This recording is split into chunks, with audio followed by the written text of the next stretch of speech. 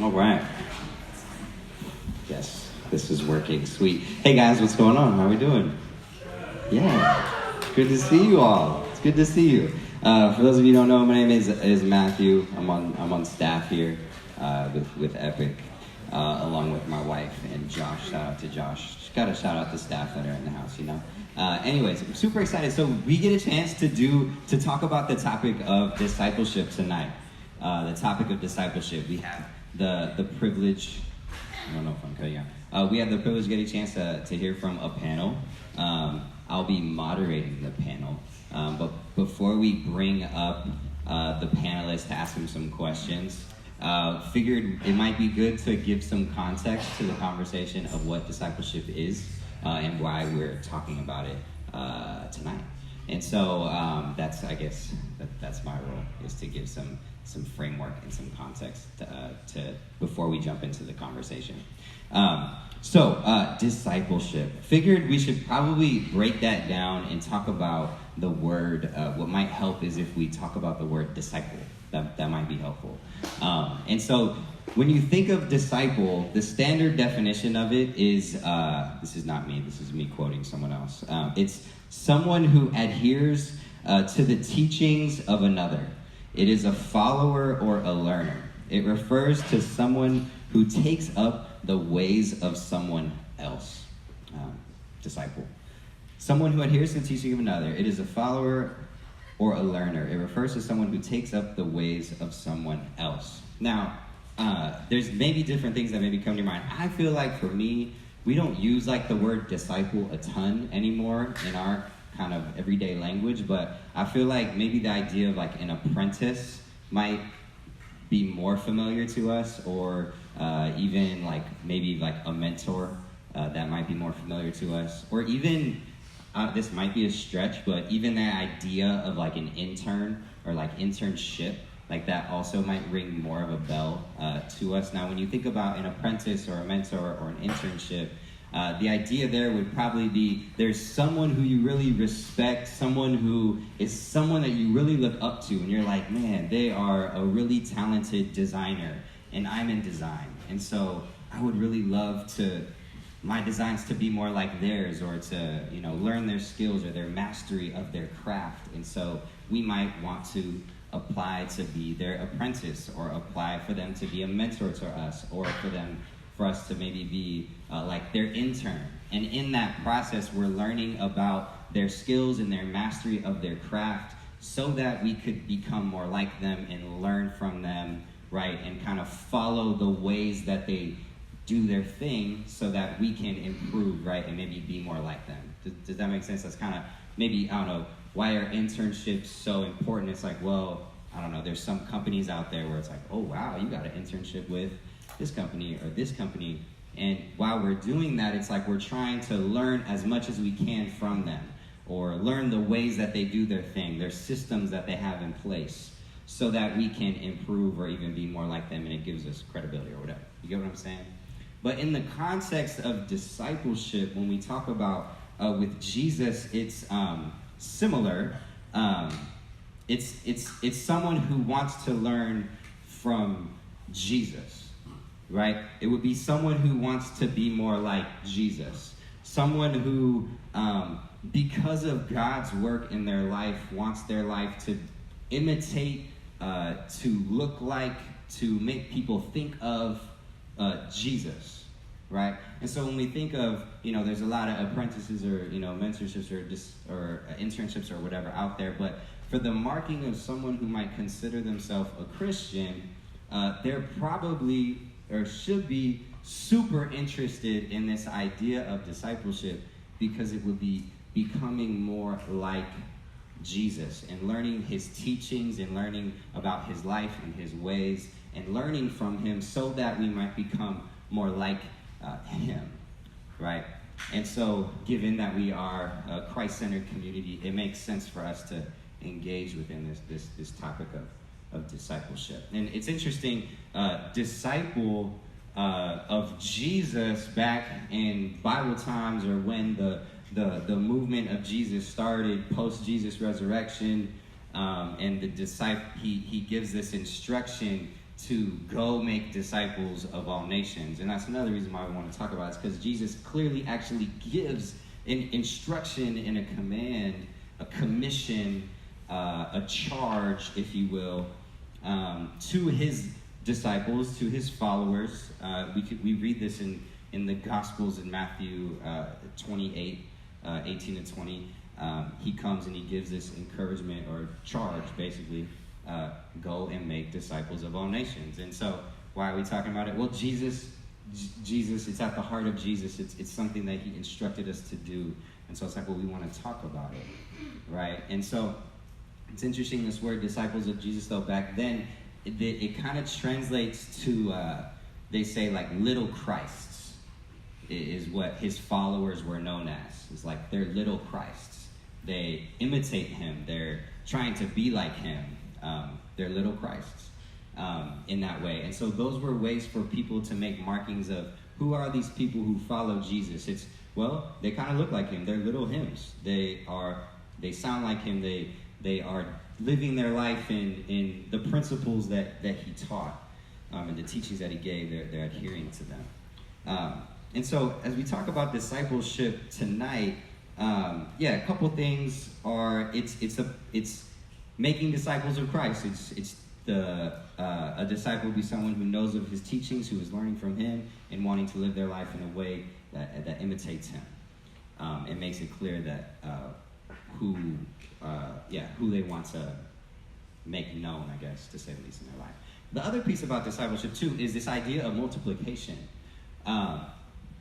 When Jesus gave the instructions to go make disciples of all nations, it was disciples who make disciples. It was never the intention for someone to receive the gospel or hear the good news of the gospel and for them to keep it to themselves. There was always the intention of disciples making disciples, of hearing the good news and being transformed by the good news of Jesus, and then wanting to share that with other people. Paul, who is a famous, he wrote most of the New Testament. He had many disciples, and he had one of his disciples was this guy named Timothy. And towards the end of Paul's life, before he died, he wrote a letter to Timothy. And in 2 Timothy, the second letter to Timothy, in chapter 2 is kind of this famous, we call like discipleship passage that is instructions of Paul writing to his disciple Timothy, essentially encouraging him. Do I have it in here? No, let me pull out. You can turn there if you want with me to 2 Timothy 2:2. So in 2 Timothy 2:2, Paul writes, you then, my child. It's interesting, too. If you read about Paul and Timothy's relationship, it's interesting you give an insight of what that relationship looks like. Paul, refers to Timothy as his beloved child. There's, a lot of just intimate language used between Paul and Timothy. You can see how close they were. But he says, you then, my child, be strengthened by the grace that's in Christ Jesus and what you've heard from me in the presence of many witnesses. Entrust to faithful men who will be able to teach others also. So it's kind of this idea of multiplication is Paul invests in disciples Timothy. There's this intentional relationship with Timothy, but his purpose in investing in Timothy is that Timothy would then share it with other faithful men, and then those faithful men would teach to others. And so in this verse, you already see 4 generations of influence. You see Paul, then you see Timothy, then you see the faithful men, and then you see others. And this here in the multiplication, the passing on of the gospel message amongst different generations is why we're even talking about the gospel here today. 2,000 some years after Jesus' death and resurrection, why are we talking about Jesus? It's because Paul, who talked to Timothy, who talked to faithful men, who talked to others, who talked to others, who talked to others, who talked to others, right? There was never this, I'm going to hold it in. There was always this idea of disciples making disciples. So, all that to say, discipleship is this idea of becoming little Christ. It's encouraging one another to look more like him. We're going to bring up these panelists and kind of the context of some of their relationships as we'll have within Epic Slow. We have people who are disciplers, who are discipling someone, so think of it as the mentor and the mentee, or master, I don't know if I want to use the word master, but in the apprentice kind of world, the apprentice to the master, right? Et cetera, et cetera, et cetera. And so we have a couple discipleship relationships that will be up here with discipler and disciple. And then, and don't get me wrong, it's not saying like, oh, this person's just trying to imitate, this person or whatever. The goal is always to imitate Christ. Just because you're a disciple of someone else doesn't necessarily mean it's like, oh, I'm just trying to be like so-and-so. It's still a pointing to be like Christ. So all that to say, let me bring up the panelists right now. We're going to jump in, and I'm going to stop talking, and I'm going to moderate instead of teach, and then we will have some questions for them, and they're going to give us a little insight into what discipleship looks like within Epic Slow. We do have a Slido, and so, that was a rhyme. That was nice. The Slido is where you can ask questions if anything pops up as we're talking in this panel. Feel free to ask a question in there. You don't have to put your name. You can leave it anonymous. The Slido is simply slido.com/dship, I believe, right? Slido, slido.com/dship. At the end of the panel, we'll have like 10 minutes to answer some of those questions. If you have any, you can upvote and like the ones that you like. And then I'll be the one looking at them to see which ones are maybe popular, and we'll ask. So without further ado, give a round of applause. We're going to bring up our panelists right now. Come on up, please. Okay, so let's start with some introductions. How about that? Feel free to say name, major, hometown. Just do that. And yeah, give us some context for the stage if you, that'd be helpful. My name is Josiah, if we haven't met. I'm currently a fourth year studying computer science and entrepreneurship, and I've had the privilege of meeting with Colson for the past few years. And I'm Colson. I'm a third year business student. Had the honor of getting to have Josiah as a discipler, and kind of using that as a springboard to have a couple disciples of my own. Hi, my name is Justin. I'm a fourth year bio major. I was discipled by Marcus Sajadi. He graduated in the past, and now I just disciple a couple people, Philip Payne being one of them. Hi, my name is Luca, and I'm a second year electrical engineering major, and from the Bay, and I'm currently being discipled by... Hi, my name is Ashley Kim, and I'm a third year mechanical engineering major, and I am discipling Luca, and I'm being discipled by Danielle Tatsuno, if you've met her. She's a fourth year, and I'm from Torrance, California. Sweet. Round of applause for one more time being up here as our panelists. Thank you. First question, and as we'll do this, feel free, grab the mic or whatever, I'll pass it around too. So why did you first want to enter into discipleship? Yeah, why did you want to do it? Okay. I thought about this, and that's why I have an answer. If you don't know, I am a newer Christian, and so it's actually quite interesting. But this week, last year, is when I accepted Christ at Epic College. Immediately after that, I think I was like, okay, now that I'm here, how do I get to know more about God, more about the Christian faith, about Jesus, and that's where my heart was at. And I didn't know at that point, I didn't even know how to pray about it, but I was blessed with Ashley, and the rest is history. So yeah.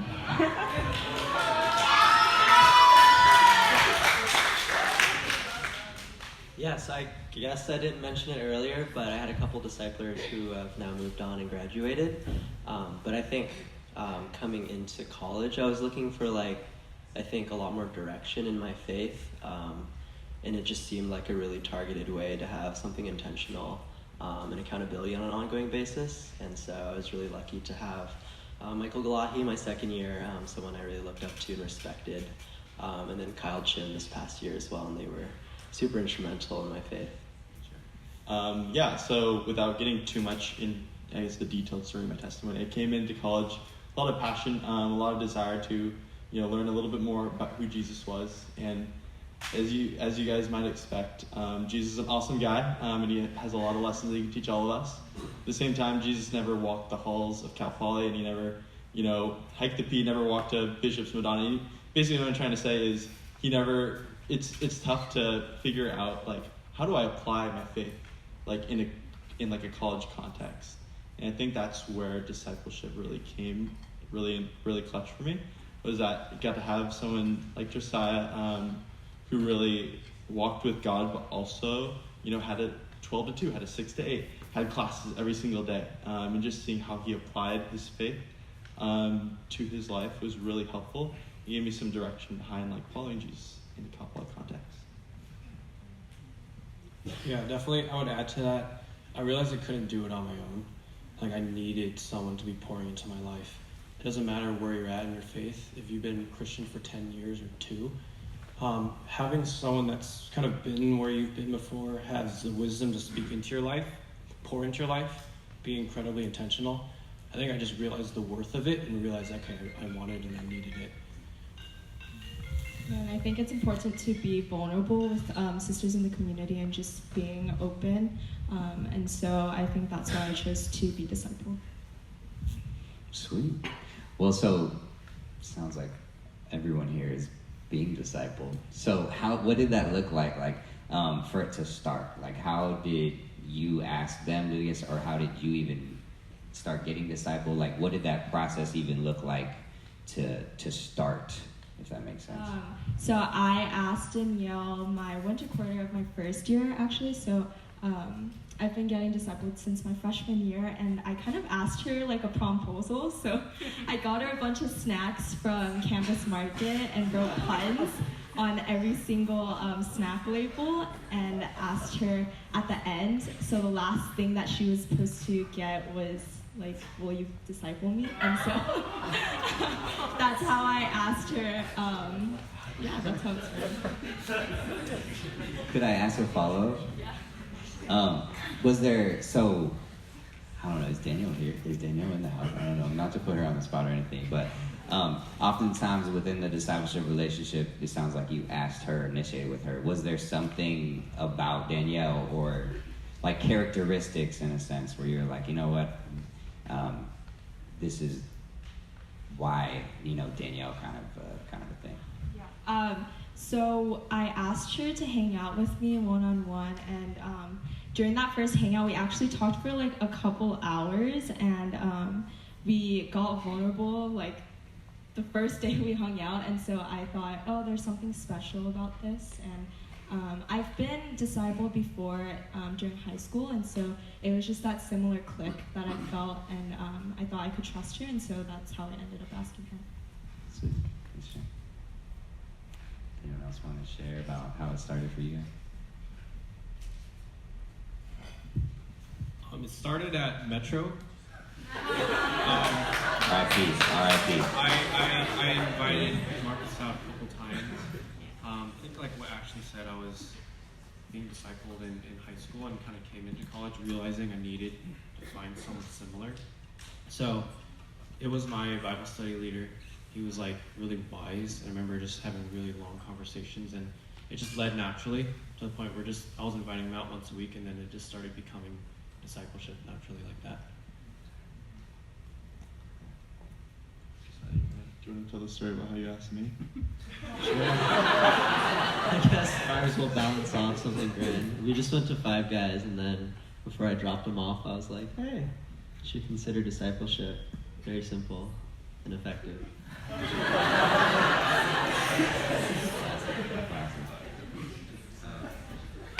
Okay, cool.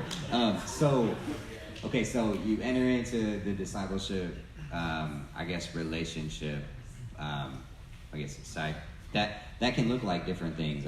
Some threads might be obviously someone initiating or some clear invitation, but some might call it a challenge or an invitation or what have you. And I'm assuming there's some reciprocity. Obviously, Danielle had to have said yes. Colson had to have said yes, unless just a nodding of the head. I'm not sure, but there had to have been some reciprocity with Marcus, some reciprocity. So, once you get in now to the discipleship relationship, kind of have that, yeah, like, okay, yeah, let's do this. What type of content are you, like, would you go over in your discipleship? You can even talk about it right now. Like, what are you guys going through right now this quarter? What does that look like, the content? Like, you get together and you do what? Like, or how often do you get together? Like, just let us into what does that look like?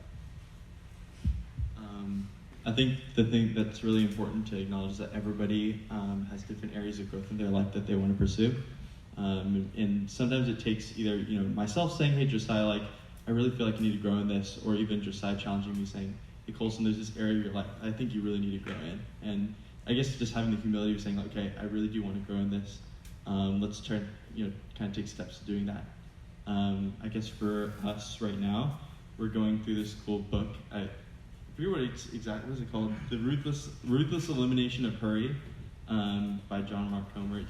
We just started, gotten just a couple chapters in, but it's talking about how I guess being excessively busy or hurrying in our life can be a damper on our faith, and how we need to make sure that we're really pursuing Christ through, I guess not necessarily avoiding busyness, but really, seeking out those pockets of time to even just take a minute to relax and to focus on Him. I guess all going to say that was something that I was really desiring to grow in, and I said to Josiah, okay, let's try to figure something out, and then kind of a back and forth process. And that's really helpful, because I think on my own I wouldn't have gone and seeked out that book and looked towards that type of content, but having someone else say, hey, like, let's do this, and here's a way that we can grow in it. That's been really helpful. So. I like what Matt was saying. It's we're trying to become like little Christs. I think usually the first conversation always comes down to like, is this something you really want? Are you really going to be pursuing after Jesus? And I think that's something that's like, the conversation can go great, and the conversation can realize, man, I might need to spend a little bit more time praying about this. I think it's actually a call. It's not just like meeting up once a week just to grab coffee and hang out and talk. There's actual intention. Like seeing Josiah actually pouring into Colson, seeing Colson grow through the years. That's a lot of intention. And I think there's a lot of like responsibility with this relationship as well.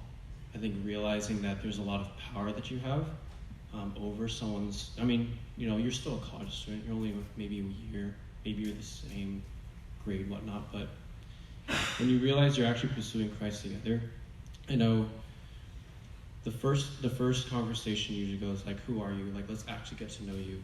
What do you really want? I think what Colson was saying, we're trying to get to Christ, but like where we want, what's like the areas of growth, how can we get there? Finding specific sin, I think Josiah was mentioning like accountability. It's definitely a relationship that is not just the deep intention behind it. I'll just say something quickly, but for me, content-wise, we're going through scripture right now, and that's like a go-to, like always reading God's book.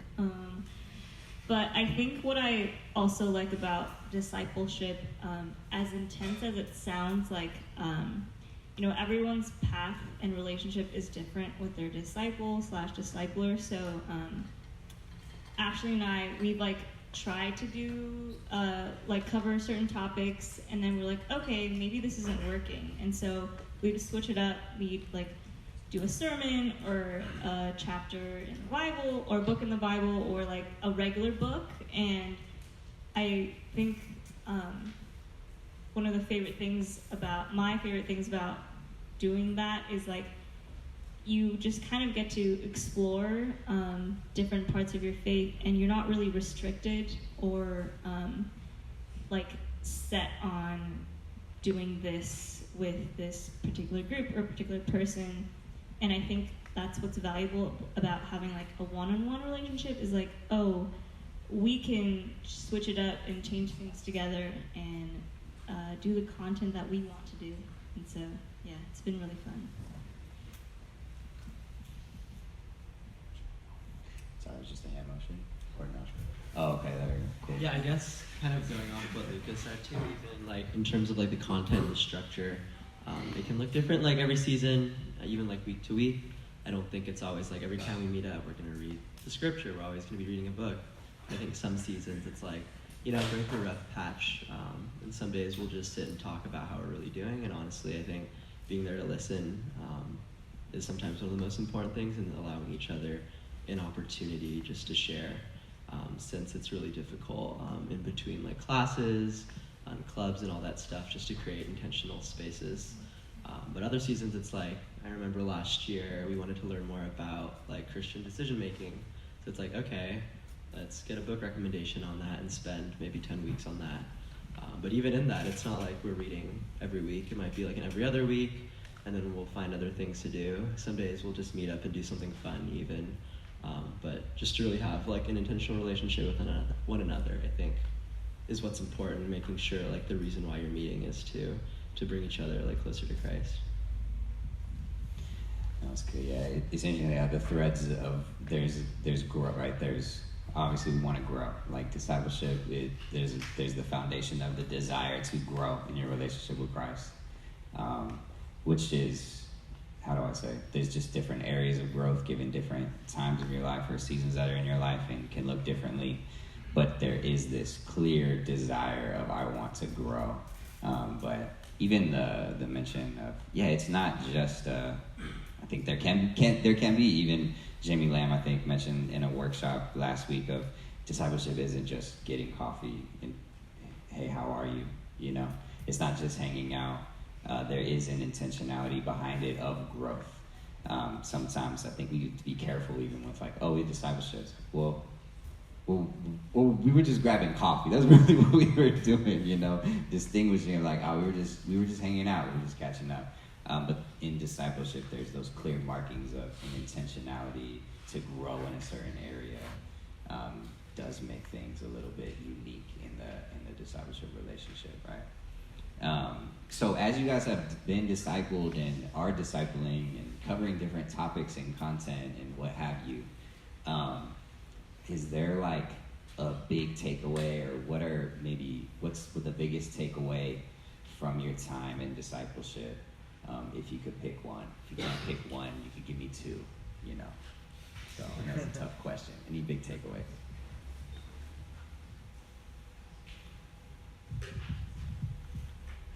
Something that comes to mind, I think I've been realizing over the years that discipleship is a lifestyle.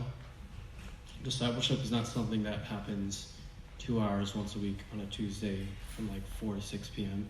Like, being a disciple of Christ is a lifestyle. And that's something where, like, you really have to ask yourself, am I actually trying to become a disciple of Christ? Am I actually trying to pursue him and actually trying to grow to become more like him? And I think when we start thinking of our discipleship as like our reason for getting to become disciples, like there is a purpose of discipleship in Epic, but like, are we actually becoming disciples? Are we actually becoming more like Christ? I think it's starting to take a root outside of like my relationships with people, and it's just like translated. It's like it's an aspect of life which. I think my biggest takeaway, I think discipleship has been a very humbling journey. I say that because I think as I disciple Luca, I battled a lot of inadequacy and insecurity because my major is kind of demanding, and so I don't have a lot of time, I feel like, always. And so I'm always sorry to Luca, telling her like, oh, I'm sorry for not being able to just spend like a solid amount of time without like checking the time often, and so like in those ways I feel very inadequate. But I think through that I've been learning a lot about what it means to lean on Christ during that time. What does it mean to seek Christ in preparation and before going into discipleship? What's my heart posture towards her, and am I desiring to lead her to God, or am I just trying to encourage her through my lifestyle? Like, I think there's a difference in pride there, and so I think for me it's just been a very humbling journey. one of the great things that I've gotten to pick up over the course of discipleship is, I mean, I guess you guys can all relate. College lifestyle is just a bunch of ups and downs, whether it's, tough tests, you bombed it, or, family stuff back at home that has you distracted and you can't have your mind in slow. Or just like you're going through a great season. I think like if you're able to look at the landscape of your life, it's just, crazy, highs, lows, lows. I think that's the college lifestyle a lot of the times. And I think something Josiah really helped show me, even through the scriptures, that like even though you do have environmental ups and downs in your life, kind of where your soul is, where your spirit is, can really stay constant through it all. And that's very possible. And even talking to my discipleship with some of my disciples about Philippians 4, Paul has experienced the highest highs and the lowest lows. He got thrown in jail like plenty of times, and like he's still rejoicing. And like, what does that look like? In Josiah and I have talked about it. Like Josiah took a really difficult computer science class one quarter, and we were just trying to figure out, even for him, as a disciple, we were just talking about, okay, we have these high highs and low lows. How do we deal with that? How do we keep our spiritual, our relationship with God, constant through that all? And then, I took a really hard finance class, just a quarter or two after that. Yeah, Simon knows what I'm talking about, and Jesse, and whoever else takes Gorman. Yikes. Anyways, what I'm trying to say is, I think it's really helpful to have somebody kind of alongside, challenging you, saying hey, yeah, there are these high highs and low lows, but how are you going to keep yourself constant through it? And how are you going to, cling on to God through that all? I think that's really sweet. Sweet. Well, it's kind of on a similar, it's not a similar question, but kind of a different take. So you guys obviously have huge takeaways from it. But as you think about discipleship and your relationship with your disciple, is there a favorite thing that you have? You're like, man, I love this thing about it. This is probably my favorite thing. I always look forward to this, or this is something that I just love about discipleship. I guess we talked briefly about this last week. I think something that at least for me, I really enjoy about discipleship is just the consistency of it. I think there's a lot of things that'll come and go depending on your schedule, what you're involved in that season. But as I look back throughout college, for the most part in every season of life, Colson has been a part of that, and just to see that history through times where we've been good and really enjoying the quarter, or maybe even as we've been busy, the fact that we have something to look forward to every week, I think is definitely my favorite part. I think Colson mentioned that quarter that I took a really hard class, and we've pretty much been meeting on Fridays consistently for the past few years, and that was always my mark of the end of the week of getting to kind of decompress and kind of process things with Colson. And so I think having that as a time indicator, my sleep schedule, food schedule, everything else was out the window, but at least Fridays, I think from 12 to 2 or something was it, I had a time that was consistent through that, and I think that was definitely one of my most favorite aspects of the relationship, is just consistency. I think I really just enjoy seeing her grow. I think there was this one time we were studying James, and that night we were talking. She was just telling me that she experienced the joy of the gospel, and to hear that and experience that with someone is just a whole nother level of joy when someone grasps the truths of the gospel and the Jesus that we serve. And so I think I have a pleasure of experiencing that with her, and it's amazing. Yeah, totally adding on to that. I think it's commanded. Matt was talking about it. Matthew 28, make disciples. And I think when you realize why it's commanded, there's so much life in it. I think something that I really enjoy is discipleship makes two people better disciples.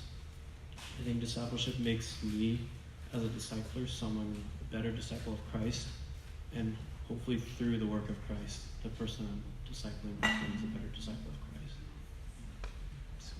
good stuff. Yeah.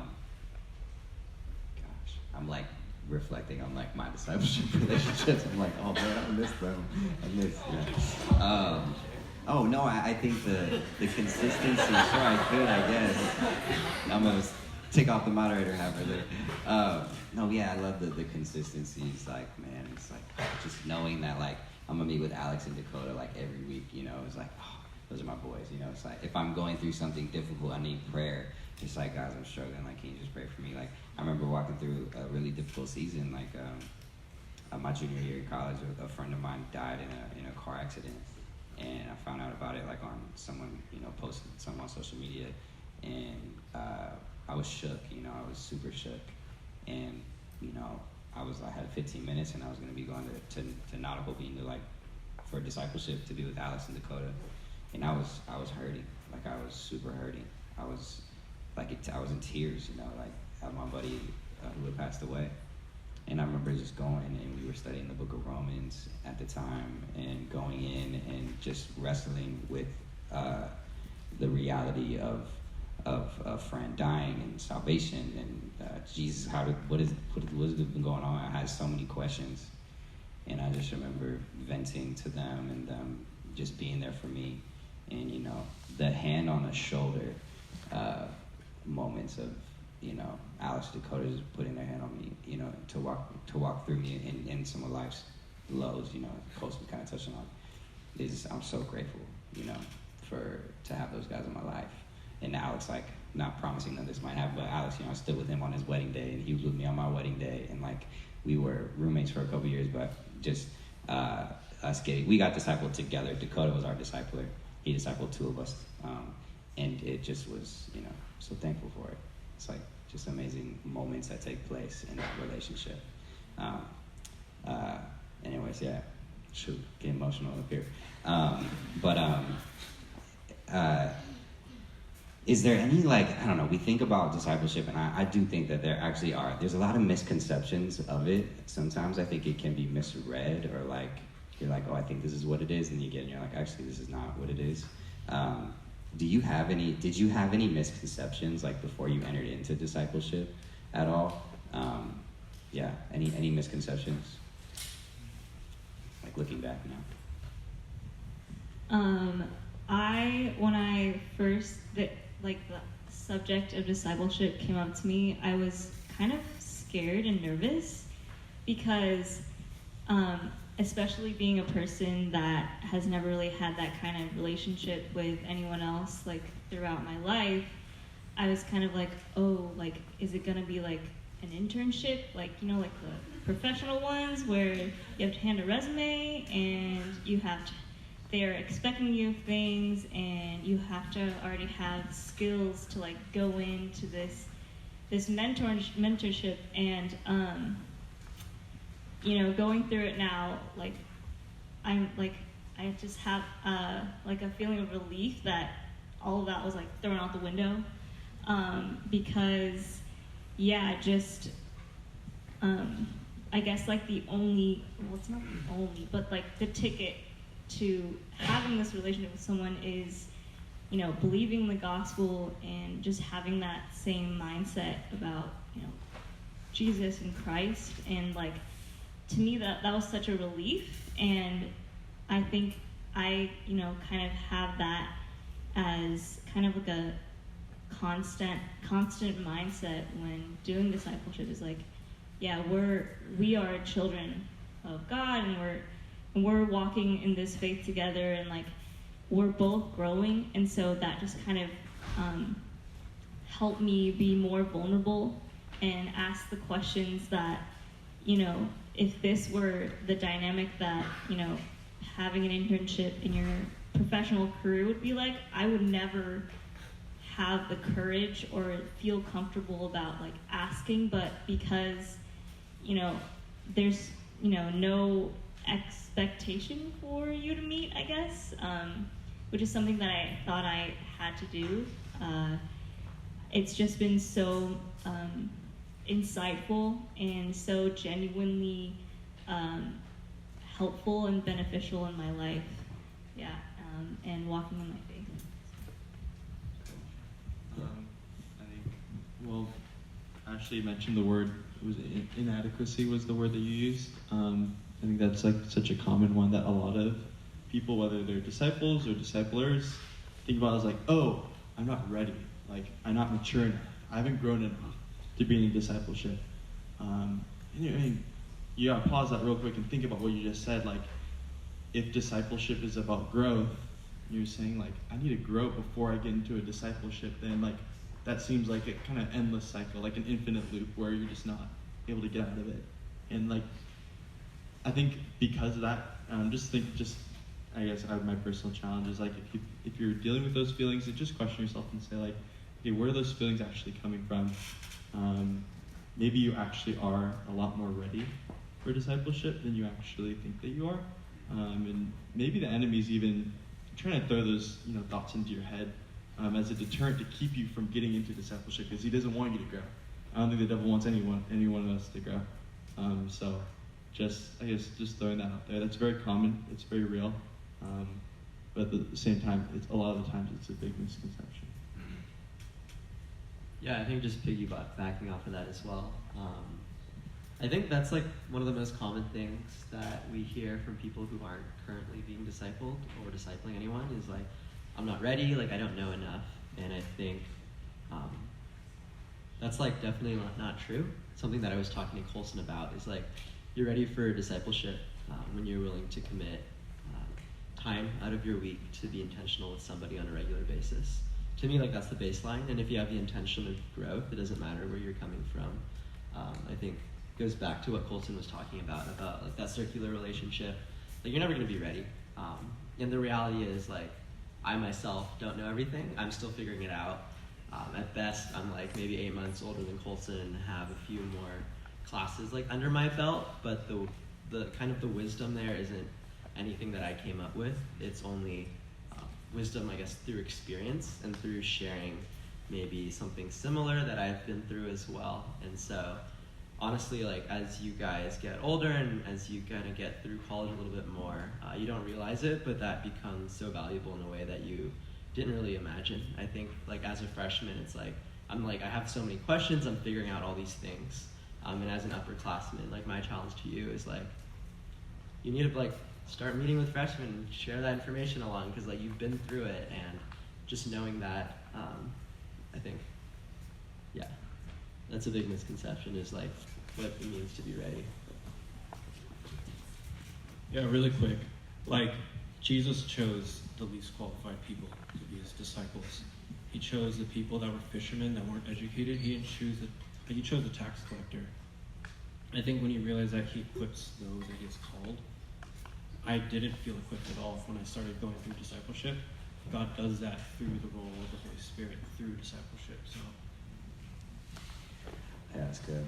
Yeah, it's interesting. And I encourage you guys, even just as we were talking about being a disciple of Jesus, reading the Gospels is an amazing place to go, obviously, and to look at the life of Jesus. Those 4 books, Matthew, Mark, Luke, and John, are about people who witnessed Jesus' life. And even in those, there's different sections of each that tells the story of Jesus calling the first disciples. I love looking at that story because Jesus literally looks at them just like, follow me, I'll make you fishers of men. They didn't, and it said they immediately dropped their nets and they followed him. And it wasn't like hey, should we wait, what? Where are we going? What is this gonna look like? It was a follow me and let's go, let's start moving, and I'm gonna teach you as we go. And in this discipleship relationship, there's like this, look, we're gonna figure it out. We're gonna figure it out as we go. Like, you just wanna come along and follow and walk with me as we figure this out. As we, even I, the discipler, as you decide, like, I'm still figuring it out. We'll figure it out together, what it looks like to follow after Christ and be more like him. Is that, I love that kind of the stories there of Jesus calling the first disciples. And so, yeah, thanks for some great insight you guys shared. And we got more to come because we have Slido. Slido is what we have. We're going to transition to the Slido questions. I see the most popular one. I do. I see it. It's a great one. It is. Very, very good. How did Josiah ask Colson to be his best man? We're going to curb that, though. Well, just for the sake of time. Is that okay to ask you later? I think there's a video of it, isn't there? Maybe. Yeah. Okay. Another one though. We'll move on from them though. But I see that question.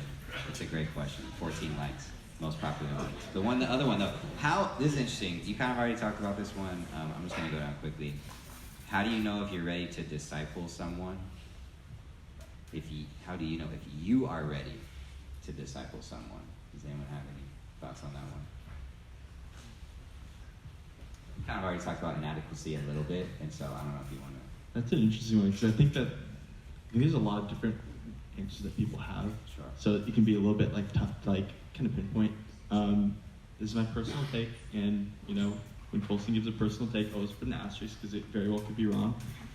But I mean, I thought about that question a lot going into my, discipling Davey and Shay, and I was, thinking about it. And I think at the end of the day, something that I decided was asking myself, do I have a personal relationship with Jesus Christ? I think you can get caught up in like, oh, do I have this sin going on in my life, or do I have that sin going on in my life? Am I, in really looking at your life from a quantitative perspective? But I think it really is just as simple as like looking at my life as like, do I love Jesus? And I think for me and for a lot of people that are disciples and disciplers, the answer is yes, and that's why we're in discipleship to begin with. So. Another one. This is maybe a quick one, I think. But one of the questions is where? Where do you typically do discipleship? Like, how do you pick location? What does that look like in it? I think some days I go to Luca's apartment and we just do discipleship there. We go to coffee shops. We go to my house, the UU, anywhere on campus. Just a place where it's quiet so that we can intentionally have conversation together. Anywhere is good, though. Cool. One other question is specifically for Justin and Josiah. You guys mentioned that you had disciplers that graduated. Do you still keep in contact with them? Like, what does that look like now that they're gone? Now that they're gone. No, now they don't live in Slow anymore. I know a lot of people still maintain like discipleship relationships with their discipler. I think for me, I really wanted to get discipled by someone like here, present. So I think for right now, I'm getting like discipled within the church, and just found my community through there, and just get poured in through there. Yeah, I'm still in contact with both my former disciplers, but we're not really meeting regularly anymore. It'll be like if I'm in town or they're in town, we'll like grab a meal, grab coffee, catch up. So I think it's a good question because I think especially as like an upperclassman, it's important to still find other ways to get poured into. And that's something that I talked to Colson about when we started the year. It's like, hey, like I'm not getting discipled anymore. And I think we're both at a place too, we're able to pour into each other. I think that might answer like another misconception as well. It's like, it kind of goes both ways. And not even now, I think. Even like from like the moment we started meeting, like there's parts about like Colson's walk that I really admire, and just drawing kind of from one another, I think is really important. Fun fact, one of the guys I discipled in college, he's actually visiting town right now. He's staying at my house for the last 2 nights. So yeah, I still stay in touch with my disciples. It's cool. It's not all the time, but it's like there's definitely, he used to live in Seattle, and so I'm like, if I was in Seattle, not that I go there a lot, but I have actually been there a couple of times, just like making sure, hey, let me, let's get food or something. I just got the 1 minute sign. That's what that is. Or one more question. Oh, one more question sign. Okay, cool. Anyways, you stay in touch. You do. You love them. You can't just. If your disciple shows up in town and they didn't let you know, like, come on now, that's not right. That's right. Austin knows. He hit me up. He's staying with me. Anyways, this is the one that's the next one that was voted for the most. So we'll end on this one. The other questions that maybe we didn't get a chance to get to, feel free you can pull some of us aside afterwards, and we can talk to you one-on-one with your question that you have. And so, last one: how has your faith changed since discipleship? How has your faith changed? I would say, in a simple sentence, that, or I guess not simple sentence.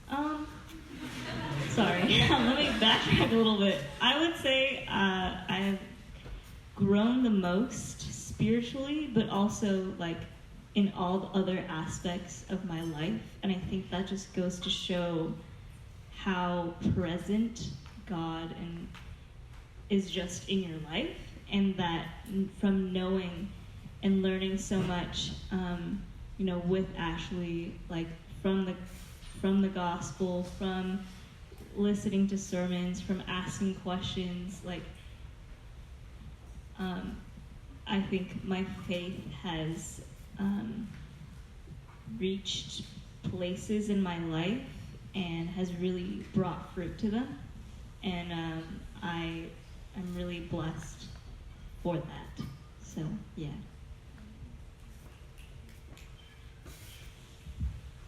I guess my simple answer is it's better. I think kind of based on what Justin was talking about, there's a reason why God commanded us to be disciples and to enter into discipleship relationships. It's I think individually you can only accomplish so much, and the reason why discipleships are so important is because there's someone there for you, and that makes all the difference in the world. And so it's better because I have someone to talk to every week. I have someone to look forward to sharing with, and it's kind of hard to stagnate through dry seasons if while someone keeps checking in on you. I think it's just having that accountability and that push makes it just better. Well, how do we give our round of applause for our panelists? Thank you so much, guys. We appreciate you. Thank you guys.